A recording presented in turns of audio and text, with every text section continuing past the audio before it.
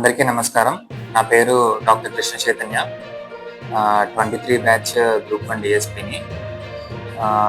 Training అంతా complete అయిపోయిన తర్వాత సత్తెనపల్లి ఎస్డిపిఓగా this is my first posting.